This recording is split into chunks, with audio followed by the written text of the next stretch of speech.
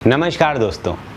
तो बात है 15 अप्रैल 1979 की, जब इंग्लिश न्यूज़पेपर के जाने माने जर्नलिस्ट कुलदीप नैयर ने एक आर्टिकल पब्लिश किया और सरकार से अनुरोध किया कि सन 1965 में जो न्यूक्लियर डिवाइस नंदा देवी चोटी पर खो गई थी उसे फिर से खोजा जाए।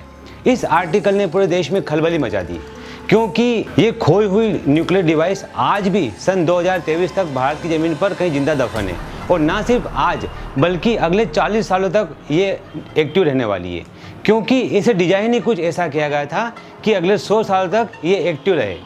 अब बात यह है कि भारत और अमेरिका ने 1965 में उत्तराखंड के नंदा देवी पर्वत पर चाइना की परमाणु एक्टिविटी पर नज़र रखने के लिए एक जॉइंट मिशन चलाया था, जिसमें अमेरिका की CIA और भारत की IB ने मिलकर इस मिशन को अंजाम दिया।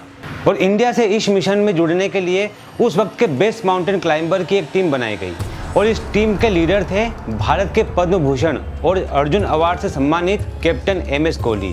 ये एक सीक्रेट मिशन था, इसलिए कोहली और उनकी टीम को भी सिर्फ इतना ही पता था कि इस डिवाइस को भारत की दूसरी सबसे ऊंची चोटी नंदा देवी पर लगा कर आना है, जिसकी ऊंचाई 25,640 फीट है।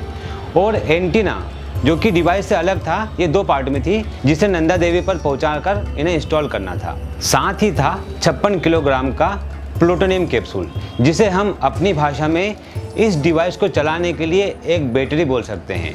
वैसे तो ये एक सीक्रेट मिशन था, और शायद हमें कभी इस मिशन का पता भी नहीं चलता अगर 56 किलोग्राम का प्लूटोनियम डिवाइस उत्तराखंड की पहाड़ियों में कहीं गुम नहीं होता तो। अब हुआ यूं कि कैप्टन कोहली की टीम अक्टूबर के महीने में इस मुश्किल सफ़र में निकल पड़ी और अपने आधे से ज़्यादा पड़ाव को पार कर चुकी थी। तभी उन्हें आने वाले बर्फ़ के तूफान का पता चलता है। इतने भारी सामान के साथ वे इस तूफान से लड़ नहीं सकते थे। अब ना वो नीचे आ सकते थे, ना ही वो ऊपर चढ़ सकते थे। इसलिए कोहली और उनकी टीम ने डिसाइड किया कि वो इस 56 किलो के प्लूटोनियम कैप्सूल और एंटीना को वहीं छोड़कर वापस आ जाएं, क्योंकि अब उसे नीचे लेकर आना उनके लिए पॉसिबल नहीं था। इसीलिए आने से पहले वो पूरे सेटअप को एक चट्टान से बांध देते हैं और एक गुफा में रख देते हैं, इस उम्मीद से कि जब वो वापस आएंगे तो उन्हें वो यहीं पर मिलेगा। उनकी पूरी टीम जब वापस आ जाती है और अगले साल मतलब सन 1967 में उनका काफिला वापस उसी जगह से अपने इस सीक्रेट मिशन को शुरू करता है। लेकिन पूरी टीम के होश उड़ जाते हैं जब उन्हें पता चलता है कि वो डिवाइस वहाँ पर नहीं है जहाँ पर वो उसे छोड़ कर गए थे। अब ये खोई हुई न्यूक्लियर डिवाइस एक जिंदा बम है जो अगले 100 सालों तक भारत के लिए सरदर्द बनने वाला था। आज 56 साल बाद भी उस खोई हुई डिवाइस का कुछ पता नहीं चल पाया है। इस डिवाइस में जितना प्लूटोनियम न्यूक्लियर फ्यूल का इस्तेमाल किया गया था वो हिरोशिमा में गिराए गए परमाणु बम का आधा है, और अभी अगले 45 सालों तक ये डिवाइस पूरी तरीके से एक्टिव रहने वाली है। इसलिए इस डिवाइस का मिलना भारत के लिए बहुत ज़रूरी है। वैसे इस डिवाइस को ढूंढने के लिए कई बार कोशिश भी की गई। लगभग 25,000 फुट की ऊंचाई पर जाने के लिए 2 साल बाद यानी 1968 में यूरोप से स्पेशल हेलीकॉप्टर भी मंगाए गए जो 34,000 फुट की ऊंचाई छू सकते थे, लेकिन उनकी ये कोशिश भी सफल नहीं हो पाई।